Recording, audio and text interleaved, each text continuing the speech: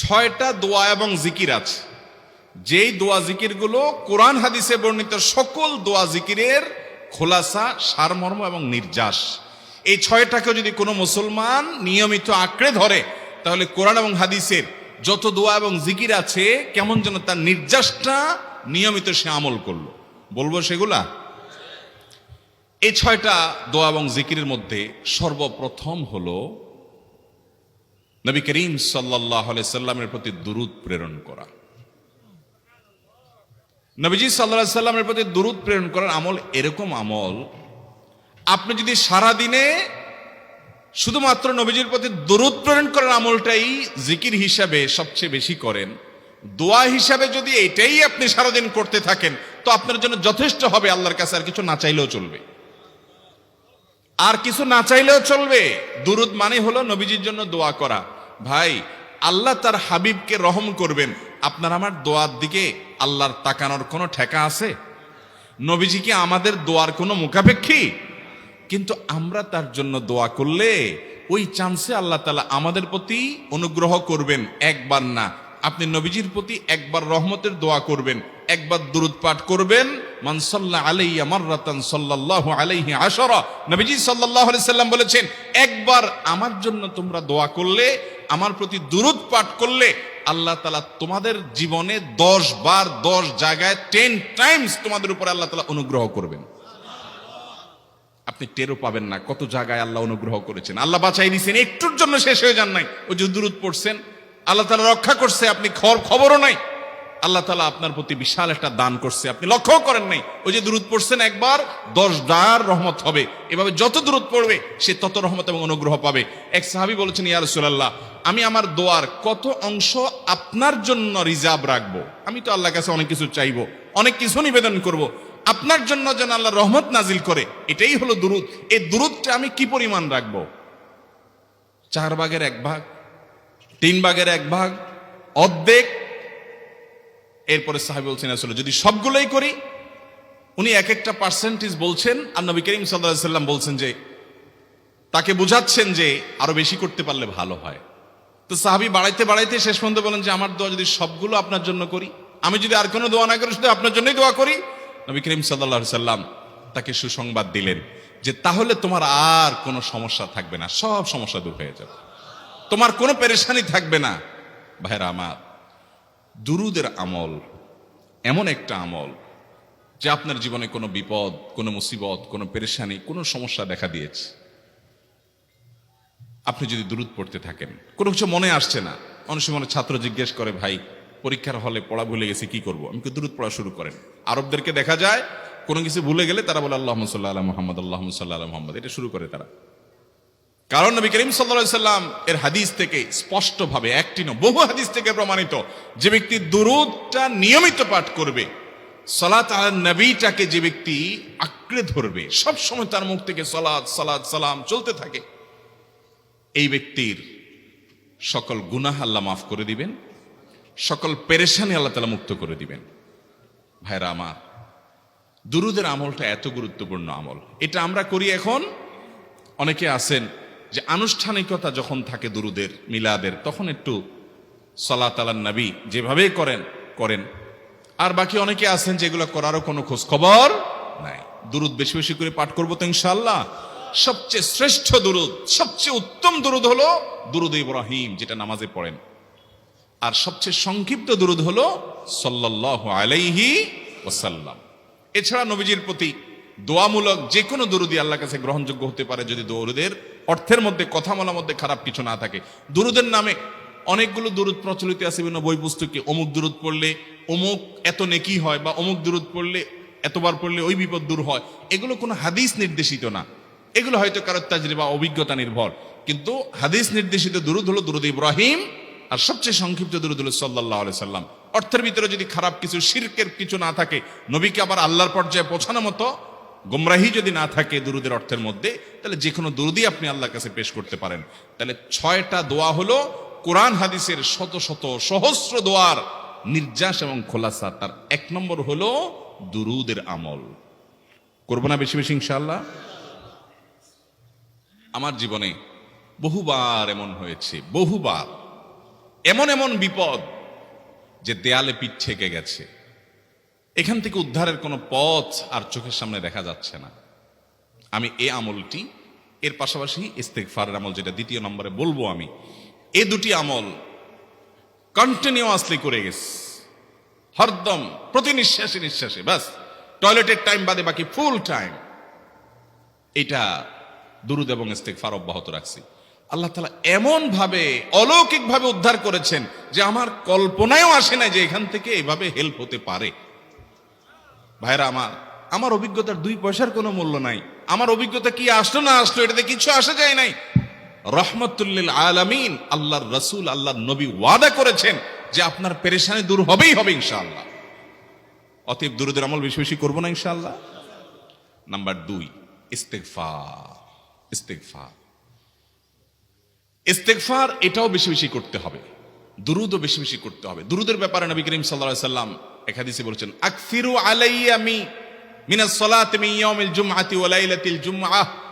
জুমার রাতে আর জুমার দিনে, অর্থাৎ বৃহস্পতিবার দিবাগত রাত আর জুমার দিন শুক্রবার, এই সময়গুলোতে তোমরা আমার প্রতি বেশি বেশি দুরুদ পাঠ করো। এই যে নবীজি বলছেন বেশি বেশি পাঠ করো, তাহলে দুরুদটা বেশি বেশি পাঠ করতে হবে। ঠিক একইভাবে 2 নম্বর যেটা, দ্বিতীয় আমল যেটা ইস্তেগফার, এটাও বেশি বেশি করতে হবে।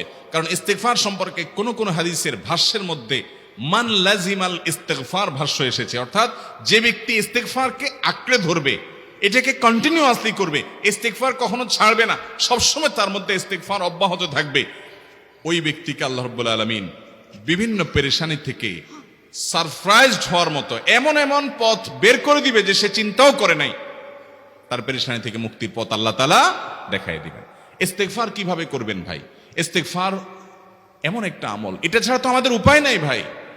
ইস্তেগফার আমাদের দুনিয়ার পেরেশানি দূর করবে, আখিরাতের পেরেশানি দূর করবে। দুনিয়ার পেরেশানি আমাদের বিপদ আপদ মুসিবত, এগুলো রিজিকের অনটন অভাব এগুলা, আর আখিরাতের পেরেশানি হলো আমাদের পাপ গুনাহ এগুলা। কোরআনে কারিমে আল্লাহ রাব্বুল আলামিন সূরা নূহের মধ্যে আল্লাহ নবী নূহ আলাইহিস সালাম তার সম্পর্কে বলছেন, ফাকুলতুস্তাগফিরু রাব্বাকুম ইন্নাহু কানা গাফফারা ইউরসিলিস সামাআ আলাইকুম মিদরারা ওয়া ইউমদিদুকুম বিআমওয়ালিন ওয়া বানিন ওয়া ইয়াজআল লাকুম জান্নাতিন ওয়া ইয়াজআল লাকুম আনহারা। তিনি বলেন, আমি বলেছি আমার জাতিকে তোমরা ইস্তেগফার করো, আল্লাহর কাছে ইস্তেগফারটা করতে থাকো। রুটি রুজি নাই, চাকরি নাই, ইনকাম নাই, ব্যবসা খারাপ যাচ্ছে, পেরেশানি হচ্ছে, ইস্তেগফার ধরো, কি হবে? ইন্নাহু কানা গাফফারা। যদি ইস্তেগফার করো, 1 নম্বর লাভ হলো আল্লাহ মাফ করে দিবেন গুনাহ। ইউরসিলিস সামাআ আলাইকুম মিদরারা, যাতে ফসল ভালো হয়, রিজিক ভালো হয়, সেই ব্যবস্থা আল্লাহ করবেন। ওয়া ইউমদিদুকুম বিআমওয়ালিন ওয়া বানিন, ছেলে মেয়ে হয় না অথবা ভালো ছেলে মেয়ে নাই, আল্লাহ তাআলা নেক সন্তান দিয়ে তোমাকে শক্তিশালী করবেন, সম্পদ দিয়ে শক্তিশালী করবেন। ওয়া ইয়াজআল লাকুম জান্নাতি ওয়া ইয়াজআল লাকুম আনহারা, আল্লাহ তাআলা প্রসবন দিবেন, ফসল দিবেন, বরকত দিবেন রুজিতে। কিসের মাধ্যমে? ইস্তেগফার। কিসের মাধ্যমে ভাই? ইস্তেগফার। আহা, ইস্তেগফারের আমল আমাদের দেশে মানুষ আমরা জানি না ভাই। এটি সারাক্ষণ তারা অবসর সময়গুলোতে ইস্তেগফার করতে থাকে, আস্তাগফিরুল্লাহ ওয়া আতুবু ইলাইহি, আস্তাগফিরুল্লাহ আস্তাগফিরুল্লাহ। মানে কি? আল্লাহর কাছে আমি ক্ষমা প্রার্থনা করি, আল্লাহর কাছে আমি মাপ চাই, আল্লাহর কাছে আমি তওবা করি, আল্লাহর দিকে আমি ধাবিত হই, আল্লাহর কাছে আমি ফিরে যাই, আস্তাগফিরুল্লাহ আস্তাগফিরুল্লাহ। আপনি বসে আছেন নিরিবিলি, ভাইরা আমার, এখন আর নিরিবিলি বলতে কোনো সময় নাই, এখন আর ফ্রি টাইম নাই, এখন আর আমাদের অবসর টাইম নাই। আস্তাগফিরুল্লাহ কখন বলবো? মোবাইল টিপতে টিপতে টিপতে টিপতে, ফেসবুকের নোটিফিকেশন দেখতে দেখতে দেখতে, লাইক কমেন্ট গুনতে গুনতে আমাদের এখন কোনো ফুরসত নাই। বাহিরে তো নাই, টয়লেটে গেলেও তখন আমাদের ব্যস্ততা মোবাইল নিয়ে, ফেসবুক নিয়ে, ঘুমাইতে গেলেও আমাদের ব্যস্ততা। ও ভাই আমার, অথচ আমার হায়াত শেষ হয়ে যাচ্ছে, আমল নামার শূন্য খালি, ফেসবুক টিপাটিপিতে পরিপূর্ণ। আল্লাহর কাছে কি নিয়ে যাবেন? ইস্তেগফার করবেন তো ইনশাআল্লাহ? অবসর সময় ইস্তেগফার করবেন তো ইনশাআল্লাহ? নিরিবিলি আছেন, একাকী আছেন, ইস্তেগফার চালায় দেন। 10 সেকেন্ড টাইম পাইছেন, ইস্তেগফার শুরু করে দেন। ডাক্তারের কাছে গেছেন, ওয়েটিং এ আছেন, বসে আছেন, ইস্তেগফার করতে থাকেন। সিরিয়াল আছেন কোন কাজের, ইস্তেগফার করতে থাকেন। ডিউটিতে যাচ্ছেন, গাড়িতে, বাইসাইকেলে, বাইকে, যে কোনো ভাবে পায়ে হেঁটে ইস্তেগফার করতে থাকেন। যে কোনো অবসরের সময়গুলোকে ইস্তিগফার দিয়ে পরিপূর্ণ করে দেন। ভাইরা আমার, ইস্তিগফার সকল সমস্যার সমাধান। ইস্তিগফারের ভিতরে সবচেয়ে শ্রেষ্ঠ ইস্তিগফার হলো সাইয়্যিদুল ইস্তিগফার। সাইয়্যিদুল ইস্তিগফারটা যদি মুখস্থ না পারেন, অন্তত লিখিত ভার্সনটা পড়েন। সাইয়্যিদুল ইস্তিগফারের যে অর্থ, এটার যে মর্ম, বড় হৃদয়গ্রাহী ভাই, বড় মর্মস্পর্শী। ইমানদার এটার অর্থের দিকে তাকায় যদি পড়ে, তো তার অন্তর না গলে পারে না।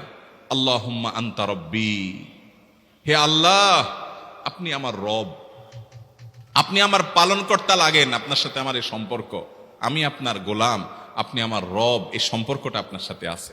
আল্লাহুম্মা আনতা রব্বি লা ইলাহা ইল্লা আন্ত, ও আল্লাহ আপনি ছাড়া আমার ইবাদত, আমার গোলামি, আমার দাসত্ব, উপাসনার উপযুক্ত আর কেউ নাই।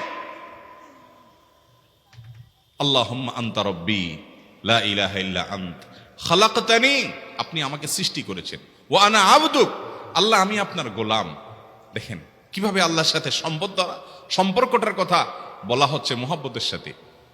খালাকতানি ওয়া আনা আবদুক, আল্লাহ আপনি আমাকে সৃষ্টি করেছেন আর আমি আপনার গোলাম। ওয়া আনা আলা আহদিকা ওয়া ওয়া'দিকা মাস্তাতা'তু, আল্লাহ আপনার সাথে যে অঙ্গীকার করেছিলাম, আলাস্তু বিরব্বিকুম, আপনি জিজ্ঞেস করেছেন। আলমে আরওয়াহাতে আমরা বলেছি বালা, হ্যাঁ আপনি আমার রব।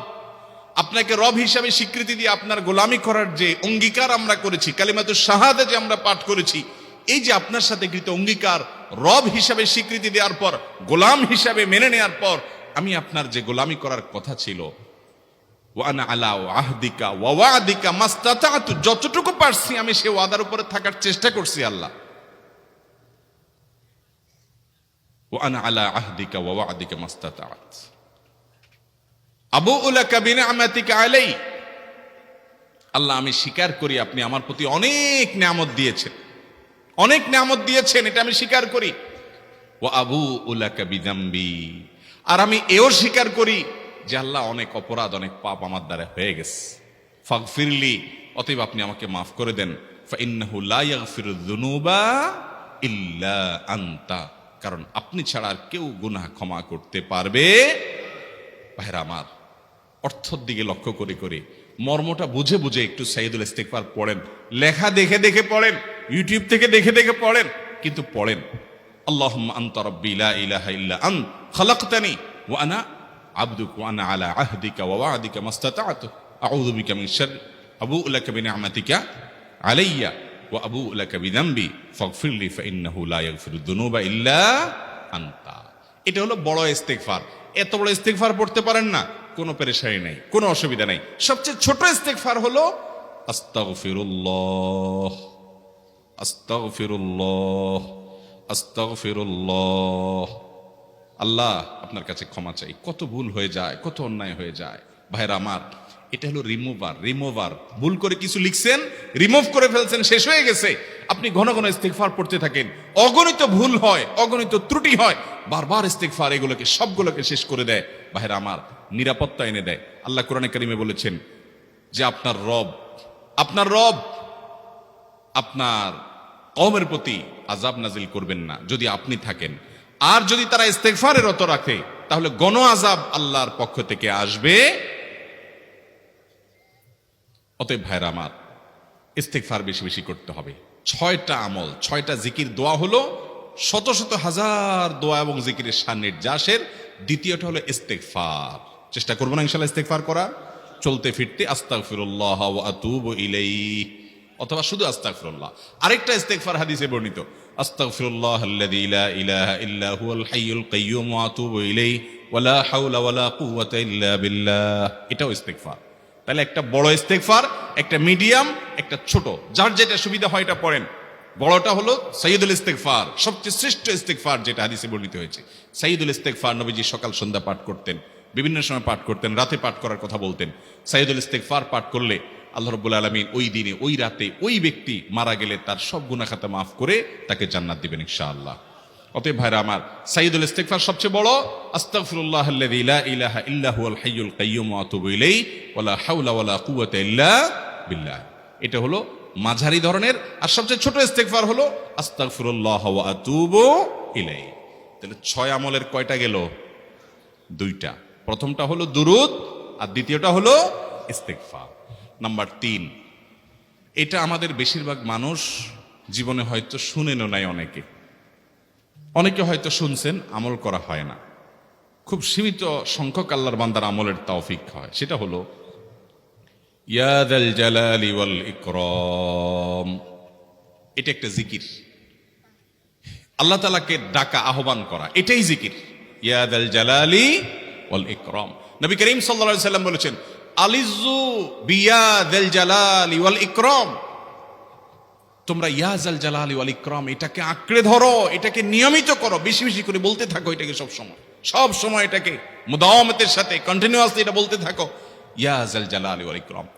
অনেক উলামায়ে কেরাম, মুহাদ্দিসিনে কেরাম ইয়া যাল জালালি ওয়াল ইকরাম কেন নবীজি এত বেশি বলতে বলেছেন, এটার মাধ্যমে আমাদের লাভটা কি, এর ব্যাখ্যা করতে গিয়ে বলেছেন ইয়া যাল জালাল মানে হলো হে মহান মহান বড়ত্বের অধিকারী, হে জালালের অধিকারী, হে জালাল।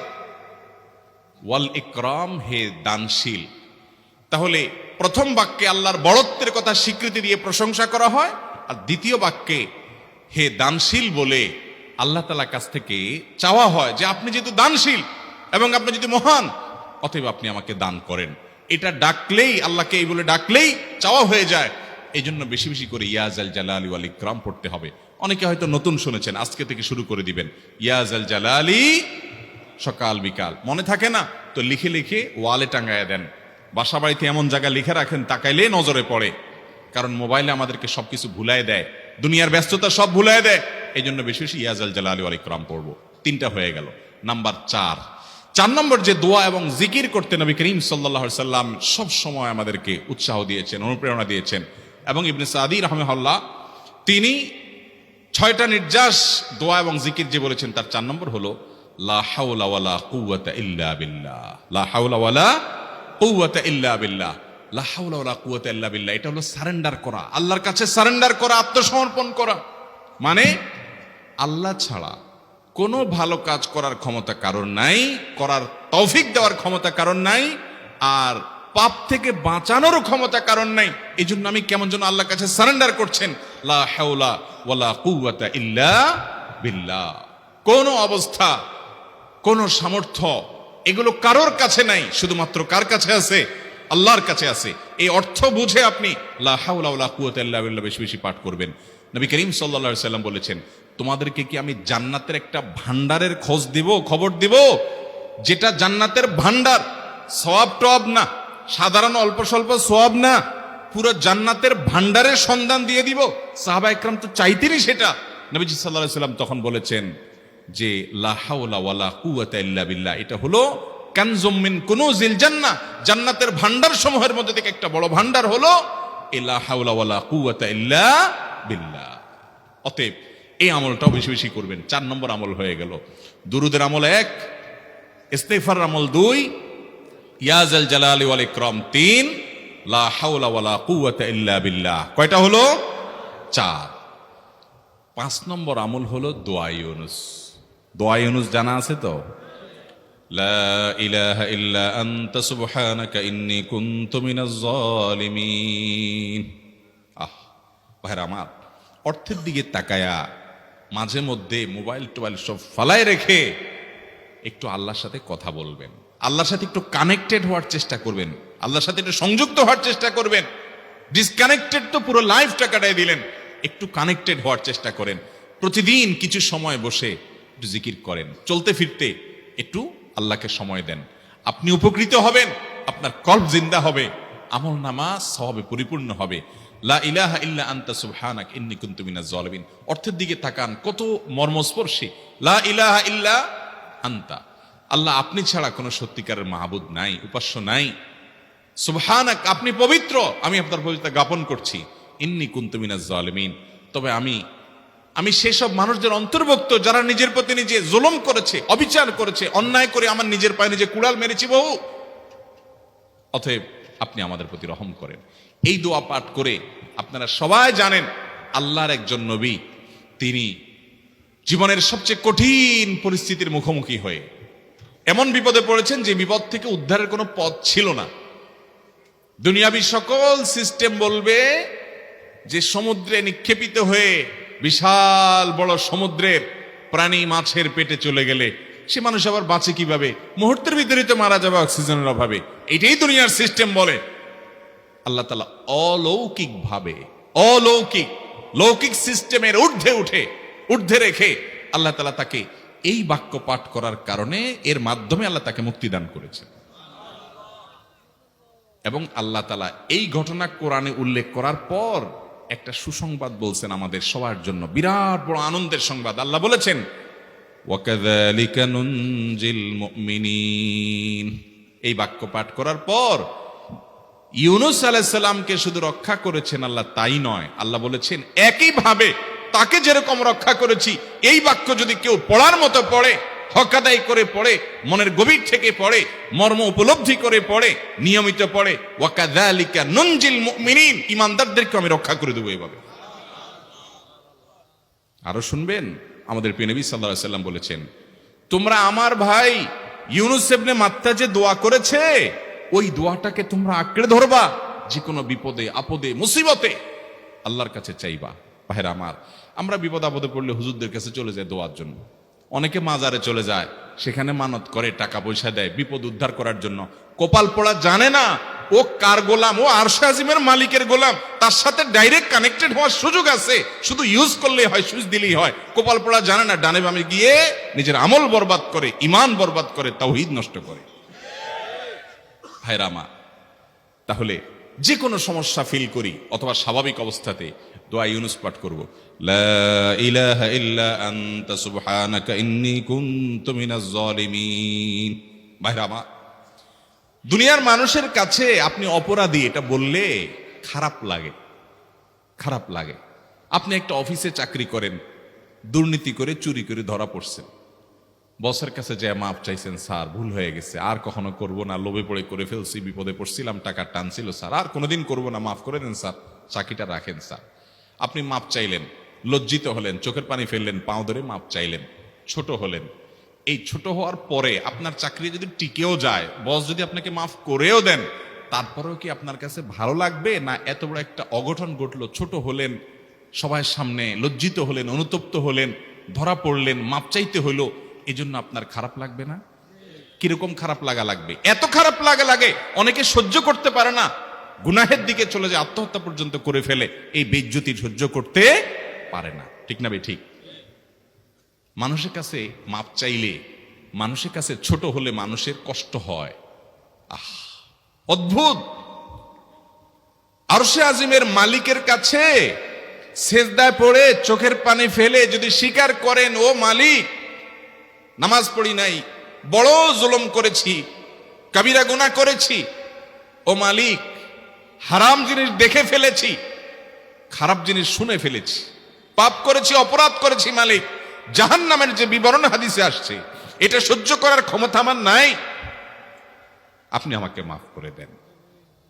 এইভাবে যদি আল্লাহর কাছে একটু চোখের পানি ফেলে দোয়া করেন, একটু দোয়া করে দেখেন, আল্লাহর শপথ করে বলছি, আপনার জীবনে সবচাইতে আনন্দের মুহূর্ত হবে তখন যেদিন এরকম দোয়া করতে পেরেছেন, চোখের পানি ফেলতে ফেলেছেন।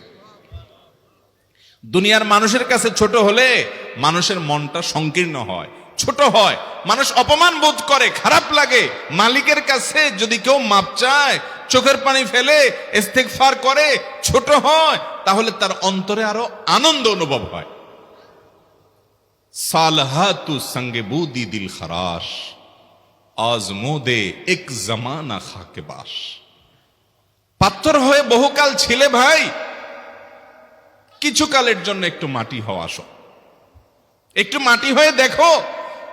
পাথর হয়ে তুমি যতটা আনন্দিত হয়েছ, পুলকিত হয়েছ, পরিতৃপ্ত হয়েছ, আরশে আজিমের মালিকের শপথ করে বলছি, আল্লাহর কাছে মাটি হয়ে, ছোট হয়ে, তুচ্ছ হয়ে, অপমানিত হয়ে, ক্ষমা চেয়ে, ইস্তেগফার করে তুমি যখন লা ইলাহা ইল্লা আনতা সুবহানাকা ইন্নী কুনতু মিনাজ জালিমিন, নিজে পাপ করেছো এটা স্বীকার যখন করবে, তখন আল্লাহ তাআলা শুধু মাফ করবেন না, তোমাকে ঈমানের স্বাদ দিবেন, তুমি সাথে সাথে অন্তরে সেটা অনুভব করবা।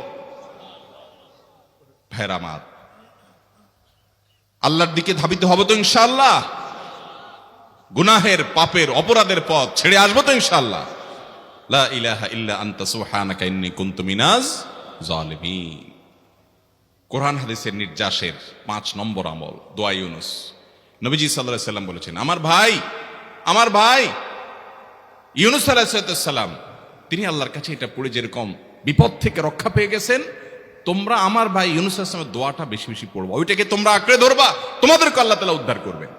আল্লাহ কোরআনে ওয়াদা করেছেন, ওয়া কাযালিকা নুনজিল মুমিনিন, এভাবে আমি ঈমানদারদেরকে রক্ষা করব।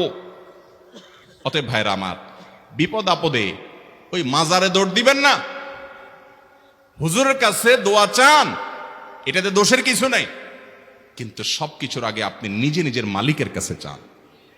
আমরা অনেকে দোয়া করি না, কেন করি না?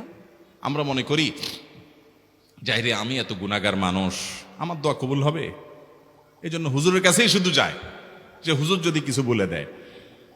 আল্লাহর কাছে ডাইরেক্ট চাইলে যে পাওয়া যাবে, এটা অনেক মুসলমান বিশ্বাস করে না, ভালো করে জানে না। ভাইরা আমার, আল্লাহ কোরআনে বলেছেন,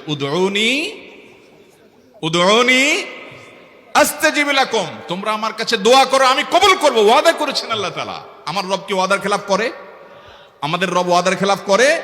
ইন্নাহু লা ইউখলিফুল মিআদ, তিনি ওয়াদার খেলাফ করেন না। তিনি বলেছেন তোমরা দোয়া করো, হালাল বক্ষণ থাকে, যদি হালাল উপার্জন যদি থাকে, শরীরে যদি হারাম যদি না থাকে, শর্ত আদায় করে দোয়া যদি করেন, দোয়া করে আবার হুলস্থুল যদি না করেন, তাড়াহুড়ো যদি না করেন, দোয়া করে আল্লাহর কাছে দরখাস্ত জমা দিয়ে দেন, দুরূদ পাঠ করেন, শর্ত আদায় করে দোয়া করেন, আপনি যত অপরাধী হন, যত গুনাহগার হন, যত পাপিষ্ঠ হন, আল্লাহ আপনার দোয়া কবুল করবে।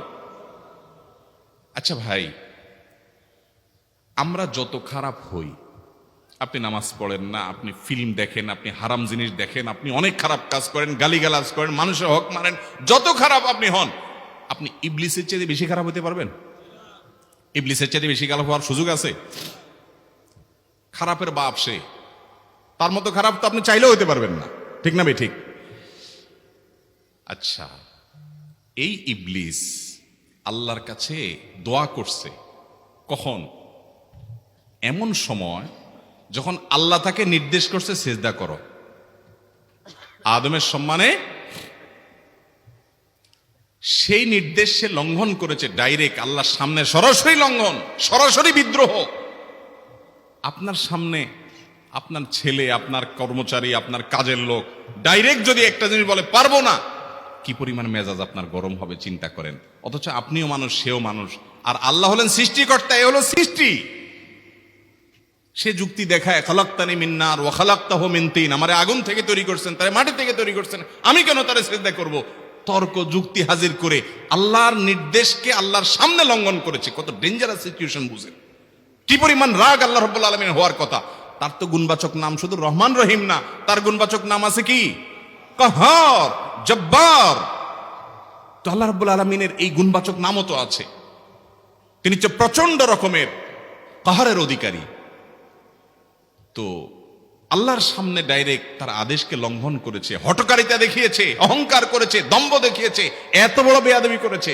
ওই টাইমে আল্লাহ তাআলা তো রাগ হওয়ার কথা। ওই রাগের সময়, ওই কঠিন সময় ইবলিস যখন আল্লাহ তাকে বললেন, যাও ফখরুজ মিনহা ফাইন্নাকা রাজিম, জান্নাত থেকে বের হও, তুমি বিতাড়িত, আল্লাহ রাগ হয়ে তাকে জান্নাত থেকে বের করে দিলেন। ভাইরা আমার, এই রকম সময় পর্যন্ত ইবলিস দোয়া করে বসছে। কি দোয়া করছে? রব্বি আনজিরনি ইলা ইয়াউমি ইউবআসুন, আল্লাহ আমাকে সুযোগ দেন, কিয়ামত পর্যন্ত হায়াতটা দেন আমারে, দোয়া করে বসছে। কিন্তু আল্লাহ তাআলা কি করছেন? আল্লাহ বলছেন, তো বড় সাহস তোর, বেটা মাত্র সিজদা করতে বলছেন, করলি না, কমবখত, আবার দোয়া করস? আল্লাহ সেটা বলেন নাই। আল্লাহ কি করছেন? ইন্নাকা মিনাল মুনজারিন, যাও তোমাকে সুযোগ দেয়া হলো। সুবহানাল্লাহ। ইবলিস যদি আল্লাহর রাগ হওয়ার মতো সময়ে, ক্রোধ হওয়ার মতো সময়ে আল্লাহর সামনে আল্লাহর সরাসরি অবাধ্য হয়ে আল্লাহ তাকে বের করে দিচ্ছেন বিতাড়িত শয়তানকে, ওই টাইমে যদি দোয়া করার পর ইবলিসের দোয়া কবুল হয়, ও মুসলমান, আপনি আল্লাহর গোলাম হিসেবে নিজেকে স্বীকার করেন, আপনি যত পাপিষ্ঠ হন না কেন, আপনার দোয়া কেন কবুল হবে? আল্লাহর কাছে দোয়া করবো না ইনশাআল্লাহ? ইবলিসই আমাদেরকে বুঝায়, ফুসলায়, তুই কোন মুখে দোয়া করবি আল্লাহর কাছে? তোর নামাজের ঠিক নাই, তোর ইবাদতের ঠিক নাই, এত আকাম কুকাম করস ফেসবুকে, ইউটিউবে, তোর মতো 2 নম্বর একটা মানুষ, কোন মুখে আল্লাহর কাছে দোয়া করবি? থাক, দোয়া করিস না, আমি কেমনে এই মুখ নিয়ে দোয়া করবি? এটা যখন আপনার মনের ভিতরে আসে, তখন বুঝবেন যে মিস্টার ইবলিস অ্যাক্টিভ হয়ে গেছে আপনার শরীরে। কথা কি বুঝাতে পারছি? আল্লাহর কাছে দোয়া করবেন তো ইনশাআল্লাহ। এই 6টা দোয়া জিকিরের 5 নম্বর দোয়া ইউনুস, অর্থ সহকারে বুঝে বুঝে আল্লাহর কাছে চাইবেন এবং দোয়া করবেন। 6 নম্বর হলো সুবহানাল্লাহ, আলহামদুলিল্লাহ, লা ইলাহা ইল্লাল্লাহ, আল্লাহু আকবার। এই বাক্যগুলো দেখবেন ঘুরে ফিরে নবী করিম সাল্লাল্লাহু আলাইহি ওয়াসাল্লাম সারাদিন পড়তেন। 5 ওয়াক্ত নামাজের পরে 33 বার দেখবেন। আবার দেখবেন সকাল সন্ধ্যায় সুবহানাল্লাহি ওয়া বিহামদি 100 বার, সুবহানাল্লাহি ওয়াল হামদুলিল্লাহি আল্লাহু আকবার 100 বার। আবার এগুলো মাঝে মধ্যে 10 বার, রাতের শোয়ার সময় 33, 34 বার। বিভিন্ন সময় দেখবেন ঘুরে ফিরে এই সুবহানাল্লাহ, আলহামদুলিল্লাহ, লা ইলাহা ইল্লাল্লাহ, আল্লাহু আকবার, এগুলো একটা মিজানের পাল্লাকে পরিপূর্ণ করে দেয়। কোনোটা আসমান এবং জমিনের মধ্যবর্তী জায়গায় সওয়াব দিয়ে পরিপূর্ণ করে দেয়। এত বেশি ফজিলতপূর্ণ জিকির। এই জন্য পুরো কোরআন হাদিসের দোয়া এবং জিকিরের নির্যাসের শেষ এবং 6 নম্বর হলো বেশি বেশি করে দিন রাত 24 ঘন্টা যখন সুযোগ পাবেন, যেখানে যেখানে হাদিসে যে সংখ্যা বলা আছে ওটাতে করবেনই, ওর বাইরেও বেশি বেশি করে সুবহানাল্লাহ, আলহামদুলিল্লাহ, লা ইলাহা ইল্লাল্লাহ, আল্লাহু আকবার বেশি বেশি করব না ইনশাআল্লাহ। আবারও বলছি, পুরো কোরআন হাদিসের দোয়া এবং জিকিরের নির্যাস 6টির একটি হলো, এটি ইবনে সাঈদী রাহিমাহুল্লাহর গবেষণা, তার গবেষণার আলোকে তিনি এটা পেশ করেছেন। এটি আবার কোন হাদিস থেকে নির্যাস বের করে দেওয়া হয়েছে সে নয়, এটা একজন মুফাসসিরের গবেষণা। তিনি বলেছেন কোরআন হাদিসে যত দোয়া বলা হয়েছে সবগুলার মর্ম কথা এর মধ্যে চলে আসে। তাছাড়া নবী সাল্লাল্লাহু আলাইহি ওয়াসাল্লাম এবং কোরআনে এইগুলাকে বেশি বেশি করতে বলেছেন। আলিজ্জু, আকফিরু, মান লাজিমা, এই শব্দগুলো ব্যবহার করা হয়েছে। এই জন্য এগুলো বেশি বেশি করে করতে হবে। এই যে শেষেরটা নবী সাল্লাল্লাহু আলাইহি ওয়াসাল্লাম সবসময় বিভিন্ন জায়গায় করতেন। আবারও বলছি, নাম্বার 1 দুরুদ, নাম্বার 2 ইস্তেগফার, নাম্বার 3 ইয়াদাল